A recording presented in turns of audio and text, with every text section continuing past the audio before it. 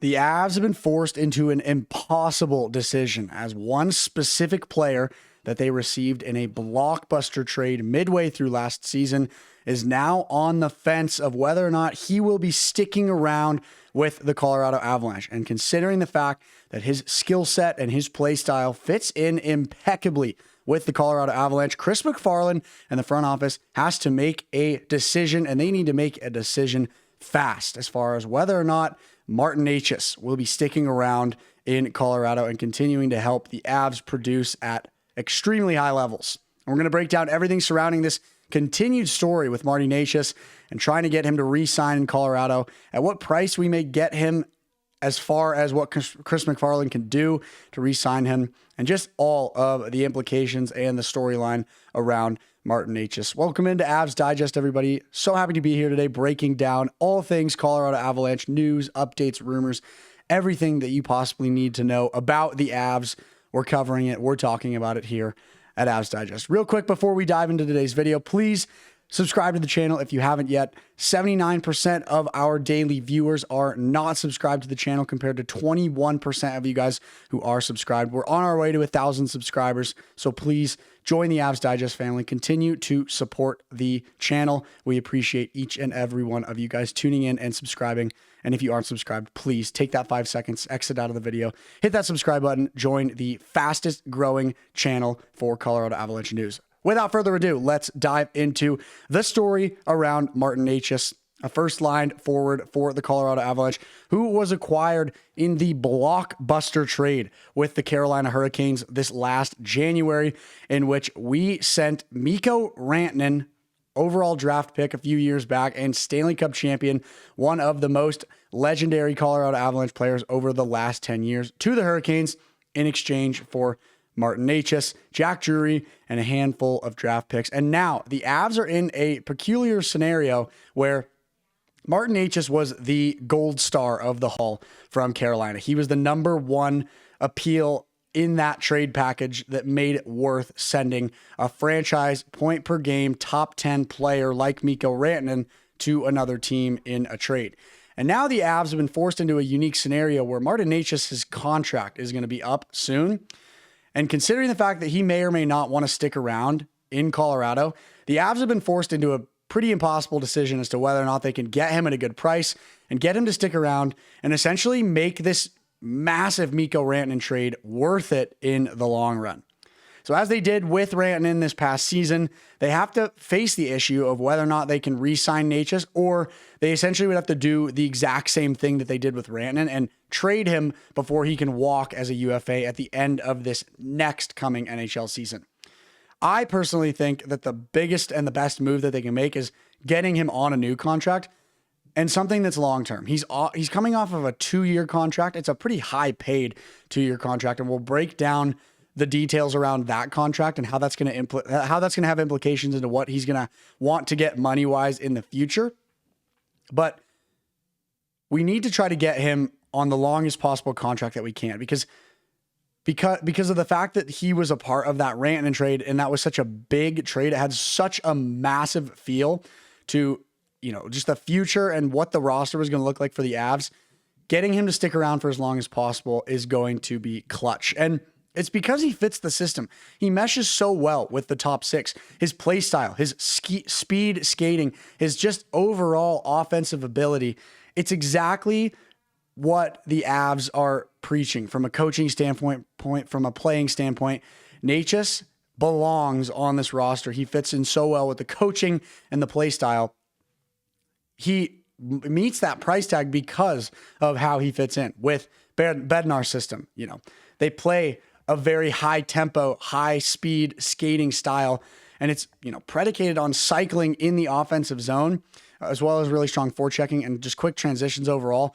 Necas does that. We saw what he was able to do. We saw what his production was as soon as he came into the Avs roster. For that last 2.5 months that he played with Colorado, he was over a point per game. He was producing at very high levels in the regular season. On the power play, he was meshing in so well with MacKinnon and Makar and just playing such high level hockey with those guys. It's clear that it works and that he plays at a high level. with Colorado. And it's clear that he enjoyed it as well. You could see in his emotions that he was happy with the way that the Avs were playing, and he was happy with the way that they were producing. And obviously, the way that they went out in the playoffs, absolutely heartbreaking, blowing that 2-0 deficit in the third period in Game 7 against Dallas. Who knows what the Avs would have been able to do if they were able to make it out of that first round. They could have stormed themselves all the way back to a Stanley Cup championship. Obviously, that's just a he said, she said, what if type of scenario. But the point being is that we see that Marty Necas can produce and enjoys the offensive production and just the overall play style of Colorado, which is why he fits in the system and why it's worth trying to get him for a long-term contract. Now, taking a look at his current contract and what he's being paid as of right now. In 2024, he signed a 2-year, $6,500,000 average annual value contract with the Hurricanes. So a shorter term deal, but making a strong amount of money. He's in, the upper 6 millions, making 13 million total. And he, proved that he was worth the money, both from Carolina's standpoint and from Colorado's standpoint. In his time in Carolina, he was continuing to produce on the top line for the Hurricanes. They made some deep runs in the playoffs with Necas playing a key role in that playoff run. And then when he was traded to the Avs in January last season, he was, I think, leading the league in points at one point, or he was in the top few players as far as points go. He was producing at a very high level for the Avs.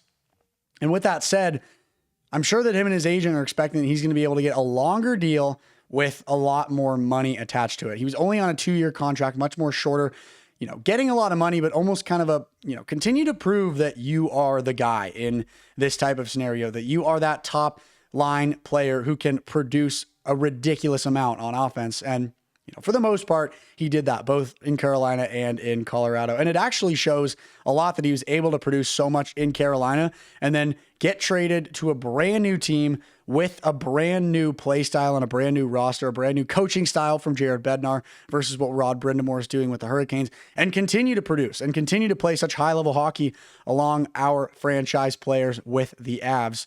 And so he's probably going to be looking for a contract in the 8-9 million range, potentially in, the longer term max years contract realm, 6, 7, maybe even 8 years. And that's something that is a massive plus for me. I want to sign a player like Necas for a longer period of time. I don't know what type of money we're going to be spending on him because there's a lot of implications with our cap and everything about that sort of realm in the future.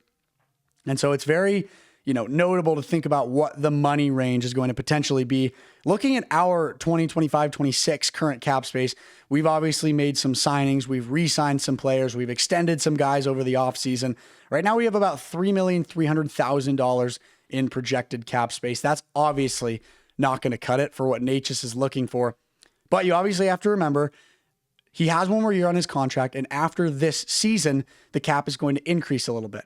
So considering the fact that we're going to lose some guys and free up some cap after this season, as well as get some more room in the cap space with just all the rule changes going on in the league in general, it could, really free up that amount of money that the Avs need to pay Necas what I think is going to be in that $8 to $9 million range. And, obviously, I'm not sure if Necas is the type of guy that's willing to take a discount, but he may be willing to be more in the upper 7s, lower $8 million range, which I think is very notable as far as everything that's going on with the Avs cap space. But one huge piece of this puzzle that is extremely relevant as far as cap and what the Avs can spend on certain players is this guy right here, Cale Makar, the best defenseman in the league, legendary player for the Colorado Avalanche, former Conn Smythe Trophy winner when he also won a Stanley Cup with the Avs in 2022. He is going to be a UFA right around the corner, and this is number one priority for the Avs front office. You have got to sign Kale Makar to a long-term, high-paying deal that makes him, as the best defenseman in the league, feel strong about sticking around in Colorado. Now, I'm not worried about this. I know that MacFarland in the front office is going to take care of a guy like Cale Makar. He is going to be an Av for the foreseeable future. He was drafted by the Avs. He started his career here with the Avs. He won a Stanley Cup with the Avs. He's moved into Denver. He's settled his life down here in Colorado. I do not think he's going anywhere. But it's still worth noting that he's going to get paid a lot of money. And as far as the cap space in the near or in just the next 2 years go, there has to be a lot of availability for paying Cale Makar and just what he's going to get money-wise. Now, obviously, this is later down the road, but it's very relevant to consider the whole Cale Makar piece. But going back to the Necas conversation, the fact that we acquired him in what people are saying is one of the biggest trades in the NHL in over 10, 15 years, finding a player like Necas is difficult. And we have him right in the tip of our fingers right now. They're in a position, the Avalanche that is, where, the Rantanen deal was tough. You can't commit too much money to 3 people. We've always talked about how you can't pay 3 guys the big bucks. But having said that, if they can get Necas at that very similar level, I mean, we saw him come in and produce just as good, if not better, than Rantanen. He's a better skater than Rantanen. He's a really high hockey IQ. If they can get him at a smaller, slightly better rate, obviously Rantanen was looking for like 11 to 12 million. Necas is not going to be able to get that. We're not going to be able to afford him at that price. But if the Avs can afford to get Necas at that, like I said, that 7, 8, high $8 million range, that would be the most ideal opportunity for the Colorado Avalanche. So as the offseason continues and as this continues to be a very prominent topic, it's going to be a very difficult decision for the front office as far as how they can try to get this guy on the best possible contract that they can. I'm going to be really curious to see when this happens, what happens around the whole conversation, because this is probably the biggest story in the offseason for the Avs right now, is what they can do about Necas if they can get him at a team-friendly, strong deal that makes him feel good about sticking around in Colorado for the long term, and that makes the Avs feel good about adding a very high-caliber, high IQ, quick skating, very offensive player to the roster. So this is a big conversation. It's continuing to be extremely relevant. Any news that breaks on Marty Necas or just anything in the world of Colorado Avalanche hockey, you guys know we're covering it right here on Avs Digest. So stay tuned for all the videos that we're going to be dropping in the next few weeks here. And we thank you all so much for your support. Cheers, everybody.